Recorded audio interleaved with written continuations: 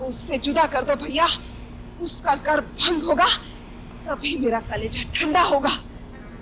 होगा, यही होगा बहन, यही होगा। यदि उनसे युद्ध करना आपकी शान के विरुद्ध है तो क्या चोरी करके आपकी शान बढ़ जाएगी महाराज? लंकेश्वर, मेरे परम आदरणीय ज्येष्ठ भ्राता, आप परम ज्ञानी वेदवेत्ता हैं, परम तेजोमय तपस्वी हैं, पांडित्य की पराकाष्ठा हैं, परम उच्च ब्राह्मण कुल में जन्म लेकर भी पराक्रमी क्षत्रियों के समान शौर्य की कीर्ति स्थापित की है। क्षणिक कुमति में अपनी उज्जवल कीर्ति को कलंकित न कीजिए महाराज। आपने जो शक्ति पाई है वो धर्म जनित तपस्या से पाई है। अधर्म के मार्ग पर चलकर उसे क्षीण मत कीजिए। धर्म और अधर्म का विचार शक्तिहीन करते हैं विभीषण। शक्तिशाली जो करते हैं वही धर्म है। परंतु बस, इस समय हम कोई तर्क सुनना नहीं चाहते। आप लोगों ने जो कहा उस पर हम विचार करके स्वयं उचित निर्णय लेंगे।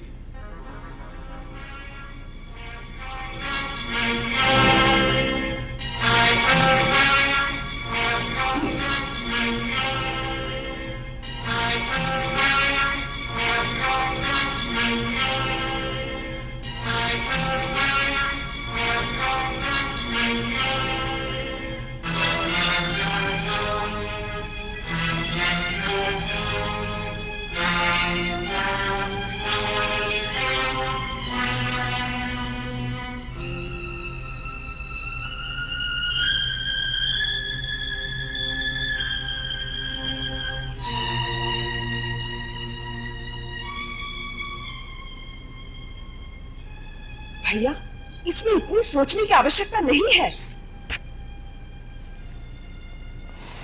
सीता आप ही के योग्य है। उसे आपके पास लाने के लिए मैंने अपनी नाक कटा दी है। आपके दोनों भाइयों ने प्राण त्याग दिए हैं। उसके बाद भी अगर आपने उसका हरण नहीं किया तो आपको शक्तिहीन समझकर फिर कोई आपके लिए प्राण न्यौछावर नहीं करेगा। नीति कहती है कि अग्नि, रोग, सर्प और शत्रु को कभी तुच्छ नहीं समझना चाहिए।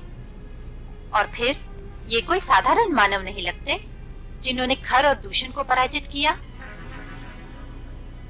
उनसे बैर मोल लेने से पहले अच्छी प्रकार सोच लेना चाहिए।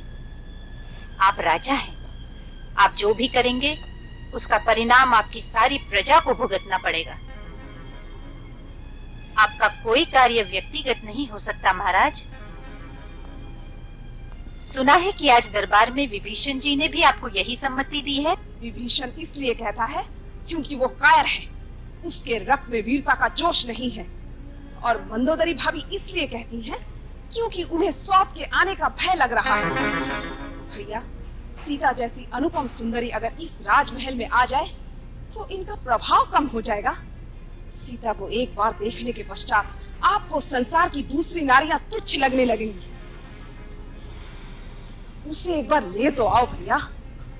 शूर्पणखा, एक स्त्री दूसरी स्त्री के हृदय में छुपी हुई बात को पहचान सकती है। मैं देख रही हूँ कि तुम अपने निजी प्रतिशोध के लिए अपने महापराक्रमी भाई को एक चोर का काम सिखा रही हो। स्वामी, यदि किसी स्त्री को पाना इतना ही आवश्यक है तो एक वीर की भांति उसे युद्ध में जीत कर ले आइए।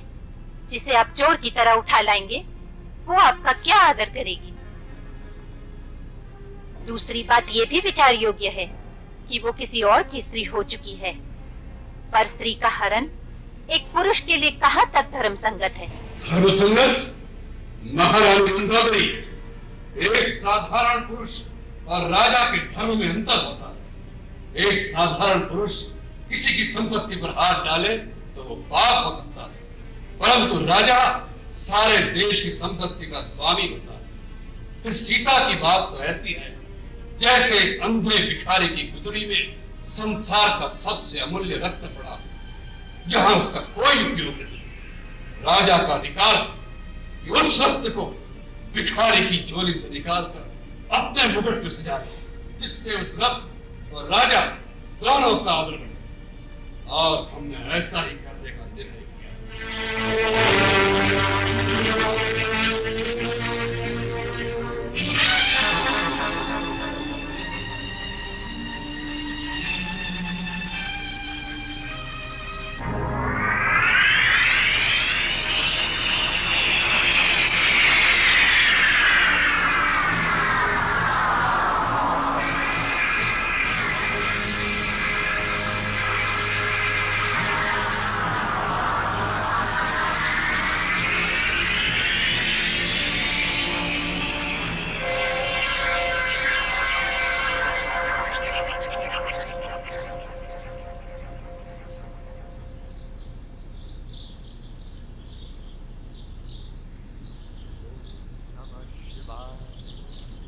ओम नमः शिवाय, ओम नमः शिवाय, ओम नमः शिवाय। महाराज, महाराज लंकेश्वर, आइए पधारिए महाराज, आपका स्वागत है।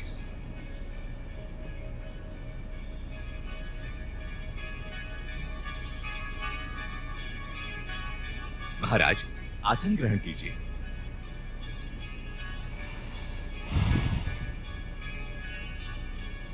आपके इस प्रकार अकस्मात मारीच की कुटिया में आने से मन में शंका हो रही है। आपके राज्य में सब कुशल तो है ना लंकेश्वर? तात, हम तुमसे सहायता मांगने आए। विकट समस्याओं का समाधान करने में तुम जैसा बुद्धिशाली और कोई नहीं है। तुम बड़ी बड़ी मायावी विद्याओं के ज्ञाता हो। तुम बल और छल दोनों की प्रयोग करने में कुशल हो। इसीलिए हमें तुम्हारे सहयोग की आवश्यकता पड़ी। परंतु महाराज, मैंने तो मायावी विद्याओं का प्रयोग छोड़ दिया है। छल कपट का त्याग करके मैंने संन्यास ले लिया है। अब तो शेष जीवन कैलाशपति की आराधना और तपस्या में ही व्यतीत करने का निश्चय कर चुका हूं। मुझे क्षमा करें, मैं आपकी सेवा नहीं कर सकूंगा। मारीच, राजा जब प्रार्थना करता है उसका अर्थ है वो आज्ञा दे रहा है। उसकी प्रार्थना स्वीकार न करने का अर्थ है राजा की अवज्ञा, और रावण की अवज्ञा का परिणाम तुम जानते ही होगे। इसीलिए हम जैसा कहते हैं वैसा ही तुम्हें करना होगा। आप बहुत अशांत लग रहे हैं लंकेश। कहिए, आपकी चिंता का कारण क्या है और उसके लिए मुझे क्या करना होगा? मारीच, एक मानव ने हमारी छावनी को विध्वंस कर डाला है, खर और दूषण को मार डाला है। एक मानव ने? कौन है वो? सुना है अयोध्या का कोई राजकुमार है, राम, जो अपने छोटे भाई लक्ष्मण और अपनी पत्नी सीता के साथ पंचवटी में रहने आया है। उसने हमारी प्यारी बहन शूर्पणखा का भी अपमान किया है। उसकी नाक काट कर उसे कुरूप बना डाला है। हमने मन में ठान लिया है, जिसने हमारी बहन का रूप बिगाड़ा है, हम उसकी रूपवती स्त्री को उससे छीन लेंगे, हमारी रानी बनाएंगे, हम सीता का अपहरण करेंगे। इसलिए हमें तुम्हारी सहायता की आवश्यकता है। मेरी सहायता? हाँ, तुम अपनी माया से एक अद्भुत स्वर्ण मृग का रूप धारण करो, जिसके सींग सोने के हो, जिसका चरम सुनहरी हो, ऐसा जैसा कभी किसी ने देखा ना हो। तुम्हें देखकर राम और लक्ष्मण भी शिकार के लिए भागेंगे। यदि वो न निकले तो सीता उन्हें अवश्य तुम्हारे शिकार के लिए भेजेगी। उस समय मैं उसे कुटिया में से उठा लाऊंगा। देखो, उस सुंदरी का कैसा सौभाग्य है कि वन की कुटिया में से सीधी लंका के राजमहल में पहुंचने वाली है। उसका सौभाग्य है या नहीं, परंतु आपका दुर्भाग्य अवश्य उदय हो रहा है महाराज रावण। क्या? हाँ लंकेश, आप जिसे एक छोटे से राज्य का कोई साधारण राजकुमार समझ रहे हैं, उस राम की महिमा आप नहीं जानते।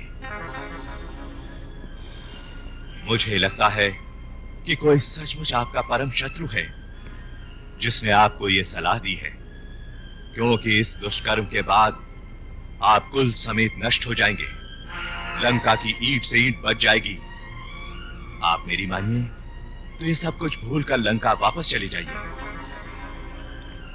आपके रंग महल में एक से एक सुंदर रानी है, उन्हीं के साथ आनंद का जीवन बिताइए। सीता रूपी ज्वाला को हाथ मत लगाइए, नहीं तो सब कुछ भस्म हो जाएगा। कायर, डरपोक, शत्रु की महिमा का बखान करके रावण को डराने की चेष्टा कर रहे हो। रावण जिसके भय से भय भी भयभीत होता है, जो काल का भी काल है। मैं आपको डराने के लिए नहीं कह रहा महाराज, मैं सत्य कह रहा हूं। मैं राम का अलौकिक प्रताप देख चुका हूं। मुझे एक बिना पर का बाण मारा था तो मैं 100 योजन दूर समुद्र के इस पार आ गिरा था। वो साधारण मानव नहीं है।